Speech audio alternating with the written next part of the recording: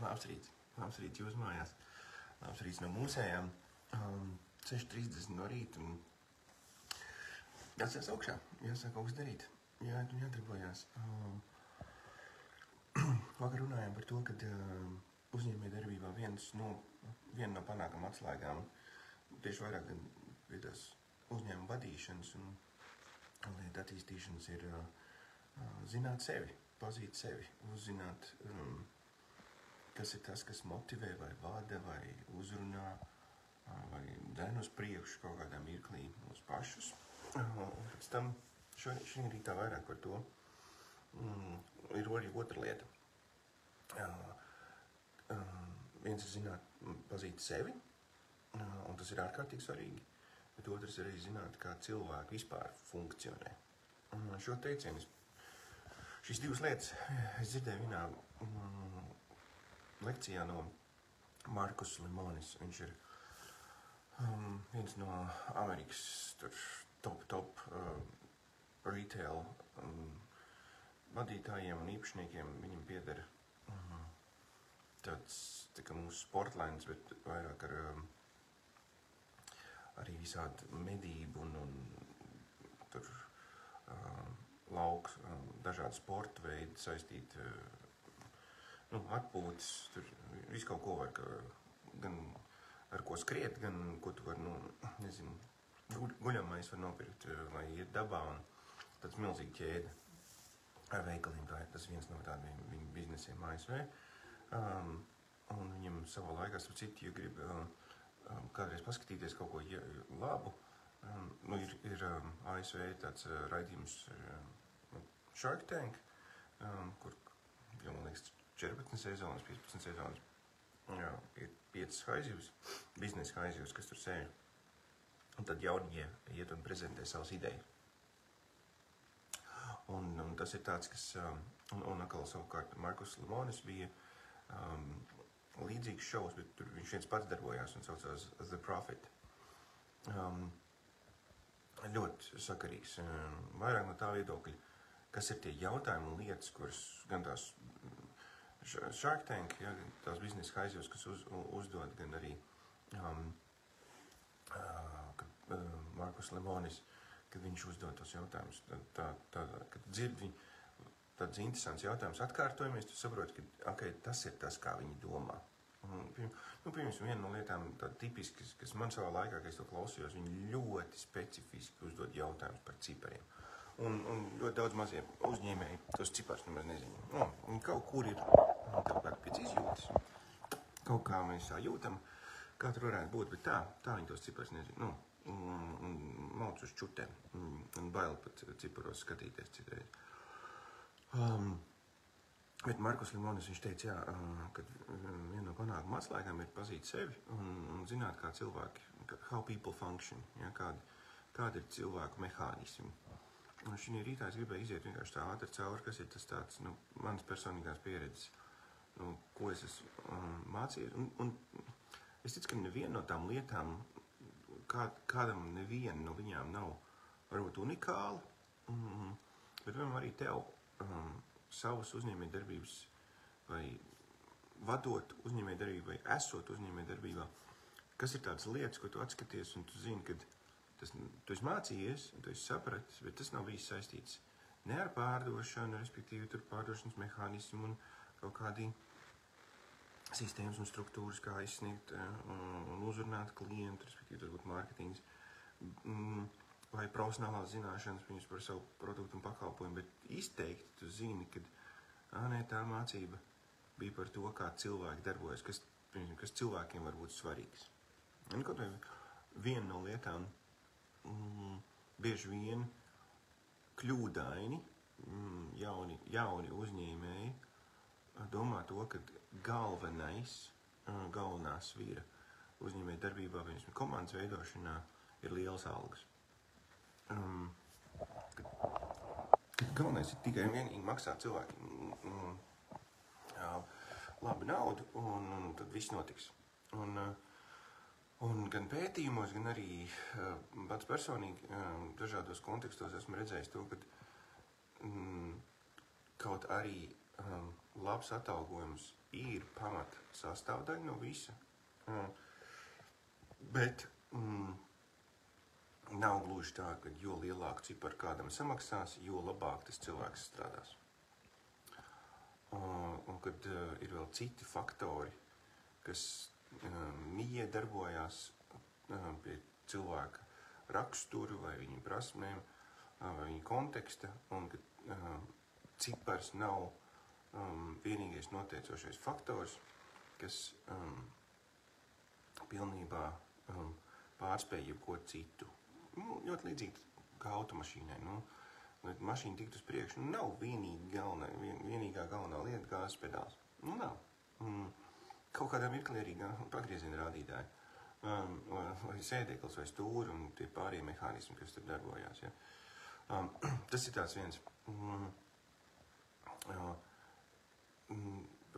par algām, ja? Ka tas nav vienīgā lieta, kas bīda cilvēku uz priekšu. Ja? Pētījumos pat bija, kaut kā viņi bija skatījušies arī, pat tāpat Stanforda, kur ir kaut kāda līkne, pie kuras veiktspējas koeficients un viņa veiktspējas izaugsme vairs nav tik izteikti, vai pareizāk sakot, pat regresē vidusmēra kontekstā. Kaut gan algas un pamatlietas, tas ir, tas ir pamata funkcija, viena no lietām, ja, kas palīdz noturēties un vispār būt efektīvam arī darba vietā. Bet tad, piemēram, kā cilvēki funkcionē. Man nesen sanāca saruna ar vienu jaunu uzņēmēju, kurš daudz darbojās, ļoti jaudīgi darbojās, un daudz sanāk arī būt ārpus Latvijas, prom no savas komandas. Un varēja redzēt to, ka, piemēram, viena no lietām, ko gados jauns cilvēks nesaprot to, kad ir neizjūt tik ļoti, cik svarīgi komandai ir būt kopā. Kaut kādā posmā, ceļš veidojot jaunu uzņēmumu, pirmajā mirklī tu nevari tur tā baigi, ceļš, ja tas ir gados jauns uzņēmums, gan arī pats uzņēmums kā tāds, gan arī darba kolektīvs, kad ir vajadzīgs pavadīt laiku no sākuma, pirms tu izveido jaunu uzņēmumu, un tagad viss pudūds projām pa visu pasauli, un tagad tev tur mājās tās skudriņas, kas ir palikušas, tās, un tagad visu to skudru pūzni uzturēs, un vilks čupiņā zariņas, un kaut ko ēdam. Tā nebūs. Viņas ātri vien pačipēs. Jo nav. Cilvēkiem ir jājūt to, un patīk kā krievis, tas ir, na kavo viņi работают. Pie kā viņi strādā. Jo nav izveidojusies tā. Tas, protams, ar gadiem es esmu redzējis to, ka jo vecāks cilvēks un pieredzējušāks, jo viņam mazāk tā līme ir vajadzīga, bet viņš vairāk uzreiz jau izjūt tā priekšnieka vai tā uzņēmuma vadītāja raksturu, attieksmi, sirds stāvokli un daudz ātrāk var. Pirms tas pats priekšnieks tev pieņēmis darbā, viņš var jau gan tevi sūtīt projām komandējumos, gan arī pats. Bet arī, es atceros, vēl viena funkcija, kā cilvēki darbojās, un tie cikli, piemēram, mēs nesen konsultējām vienu ārzemju, tādu organizāciju, lielu, tur simtiem to darbinieku. Un viņiem pārdošanas mehānisms bija tāds, ka viņi arī sūtīja savus pārdošanas cilvēkus dažādās vietās pasaulē uz kaut kādu pārstāvēt tās savas lietas. Bet pirmais gļuks, lielais, paskatoties pēdējo 5 gadu, 6 gadu statistiku, viņiem vidējais pārdošanas cilvēks pie viņiem noturās 1,5 gadu. Varbūt maksimums 2. Un, protams, sēžot un skatoties uz to un saprotot to, ka realitātei par profesionāli, jebkurā nozarē kļūst 3. vai 4. ciklā,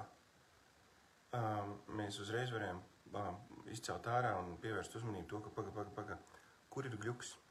Un gļuks bija tajā, kad tiem pārdošanas cilvēkiem, viņiem maksāja nomināls naudiņas. Vienīgais, kāpēc viņi varēja saprast, kāpēc lielākā daļa no viņiem vispār parakstījās uz kaut ko tādu, tāpēc, ka būtībā tiklīdz tu sāk strādāt, tev uzreiz kaut kur aizsūtīja. Nu, ekskursijās tu pabraukā, ja? Tu pabraukā pa Āziju, pabraukā šur tur, un tas bija tas āķis. Un pēc tam 2. gadā, kad tu jau vislielāko daļu izbraukā, es sapratu, ka, ok, šitas būs darbs, šita būs ko ņemties. Viņi lielākā daļa pēc tam vairs nestrādāja. Viņi visi game over. Un tas arī, nu, tā bija tāda netipiska kļūda no tik lielas organizācijas, bet ko mēs labojām? Mēs labojām to, ka respektējam to, ka par profesionālu kļūst 3. vai 4. ciklā. Šīs konkrētās organizācijas gadījumā cikli bija ikgadēji, tad pamat nostādījums ir noturēt šo darbinieku šī konkrētajā pozīcijā vismaz 3-4 gadus, vai ideālā variantā, kas saka, par pamat nostādni uzlikt 5 gadus, lai vispār tu varētu no tā izbaudīt, ja, ka tev ir tiešām izaudzis profesionāls un maksāt normāls algas. Tā ir atbilstoši tai pozīcijai, kas ir tajā industrijā un tajā konkrētajā pozīcijā, nozarē. Ja. Un tas bija tāds, bet, citreiz liekas, ka muļķīgas kļūdas, bet, ja mēs tā paskatāmies arī pie sevis, citreiz arī mēs paši esam muļķīgas kļūdas sataisījuši. Bet šī lieta, viņi rodās no zināšanām par to, kā cilvēki darbojas. Vienmēr tas pats, how people function. Un, piemēram, arī par tiem pašiem personības tipiem. Ir personības tips, kurš, lai viņi būtu laikā, respektīvi pirms, ja sapulce sākās 9, lai tas cilvēks būtu 9, vai pareizi sakot 8:58 vai 8:57, tur 2 zīmes jānotiek ir. Kaut gan tas cilvēks nav neslīgs,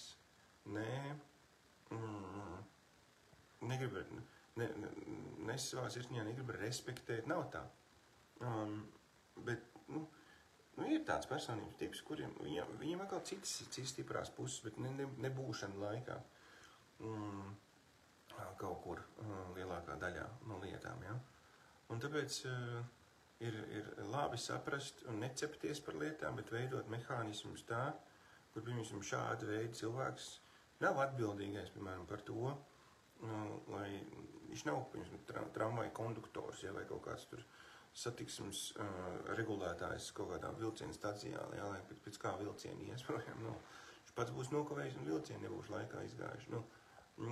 Ir jāsaprot, kā cilvēki funkcionē. Piemēram, arī tāpat par to jauno uzņēmēju, ko es minēju, kad viņam nebija skaidrs, kas viņam saka, ir tāda lieta kā līme.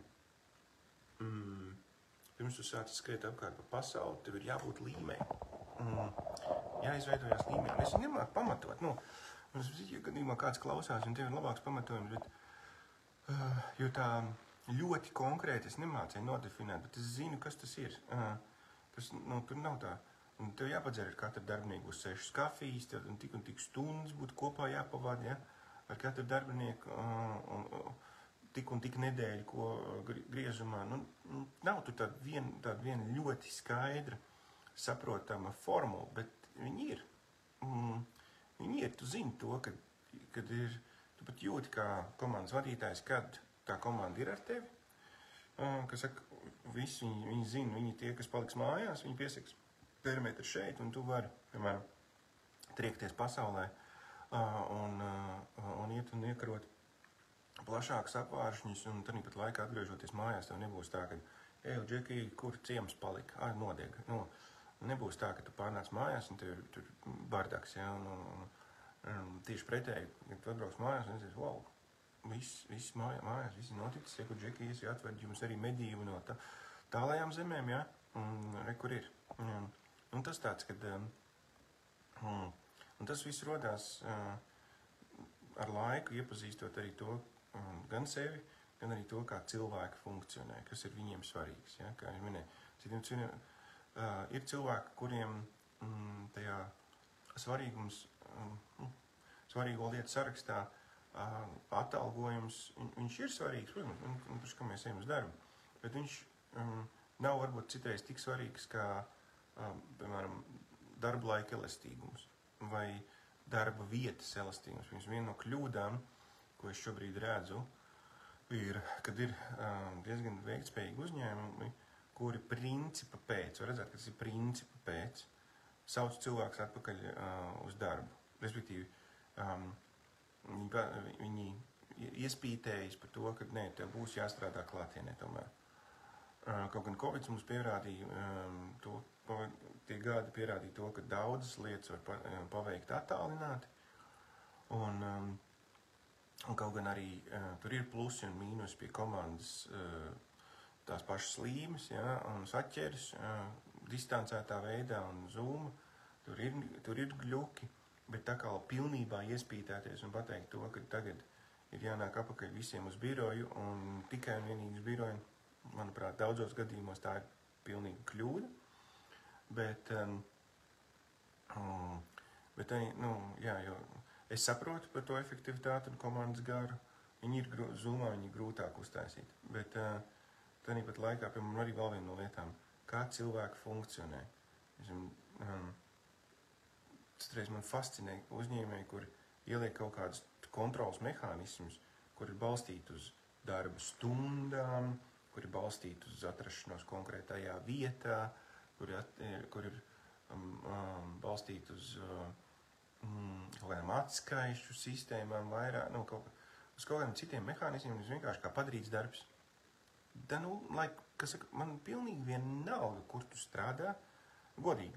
Lielākā daļā no gadījumu, nepārspīlējot par kaut kādām lietām, ja pārdevējai jābūt pie kas saprāt, viņai jābūt pie kas saprāt, caur Zoom viņa naudiņu nepaņēmas, par būciņām, kuras mēs tur rīkojam, piemēram, bet,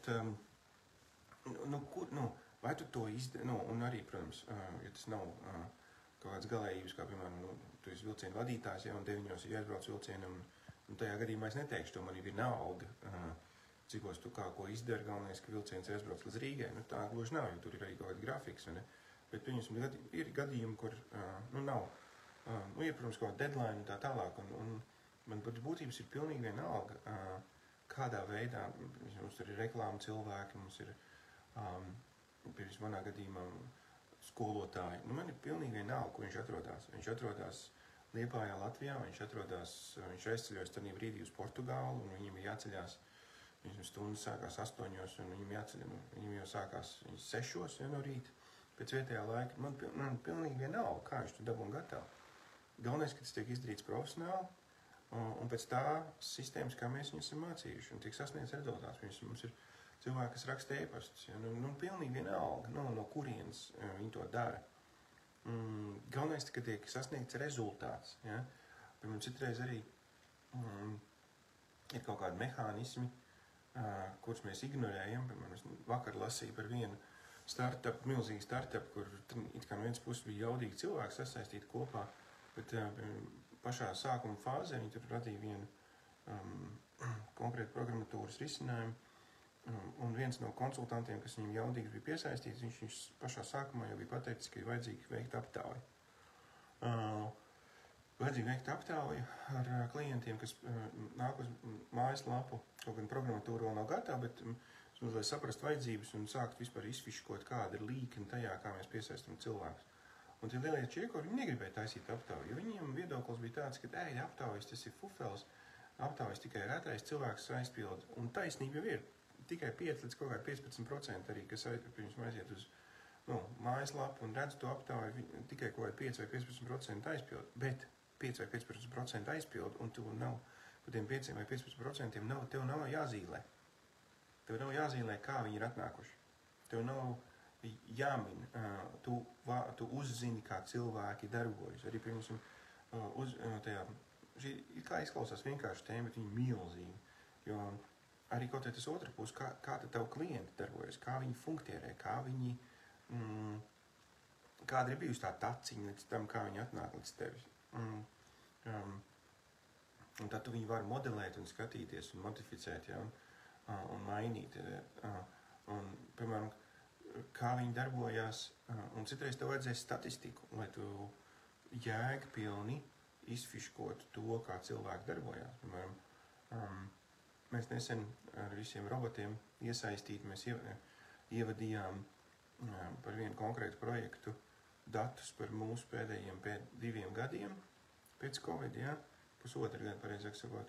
Un mēs redzējām uzreiz 3 līknes konkrēti, kurā mūsu klienti vienā konkrētā projektā, kur viņi lec ārā, kur viņi lec nost, tas ir tāds ilgtermiņa projekts. Līdzīgi kā viņus sporta zāli, tas nav kaut kas tāds, kur tu, vienu mēnesi aizēji un tad viss, ilgtermiņa projekts, tad tam cilvēkam tas ir vajadzīgs vismaz vairākus gadus, bet mēs redzam, ka ir viena līkne, kur viņi lec ārā pie 3 mēnešiem. Tad mēs, no tā mēs saprotam, kurā brīdī ir jātaisa kaut kāda papildus piešpric vai jāpatur rociņu, jo tā klienta veiksmes faktors ir atkarīgs no tā, cik ilgi viņš ar mums darbojās.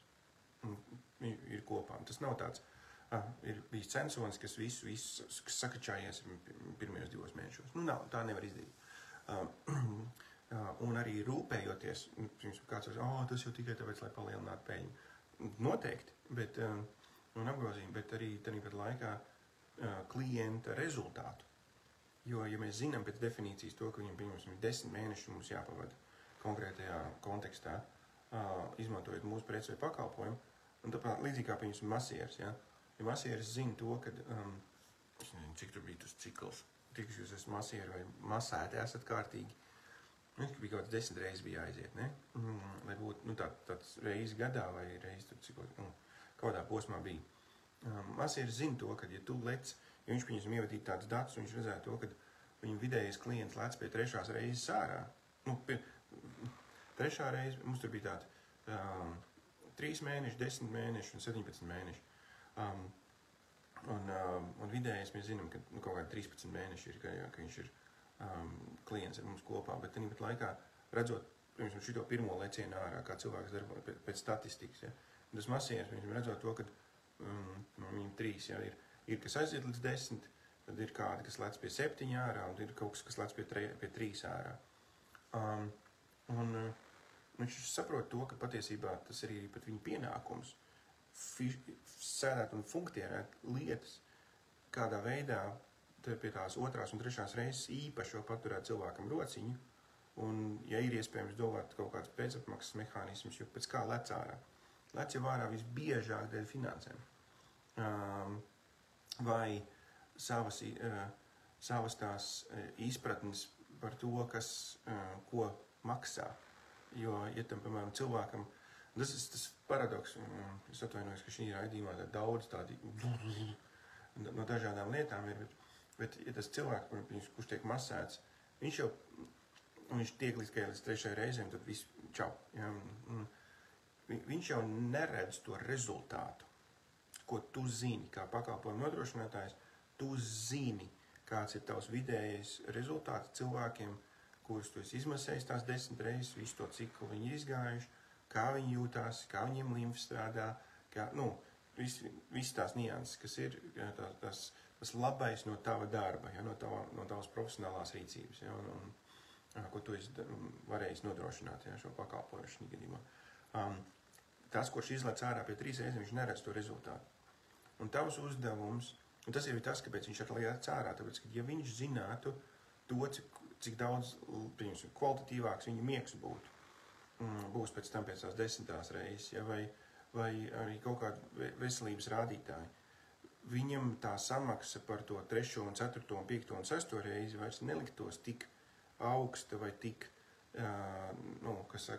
neatbilstoši viņa šī brīža prioritāšu kontekstam, viņš būtu gatavs par to maksāt. Tikai tāpēc, kad viņam ir izskaidrot lielā bilde un vēlreiz atgādināt reāli piemēri iz dzīves, kur cilvēki, kas to ir izgājuši, tagad var baudīt tādu un tādu rezultātu. Un viņš nelek tā. Tas būtu viens. Nav jau obligāti, piemēram, 3. reizē jāmētājas ar atlaidēm. Piemēram, mums ir projekti, kur ir izrēķināti čotka, un tur nav iespējas.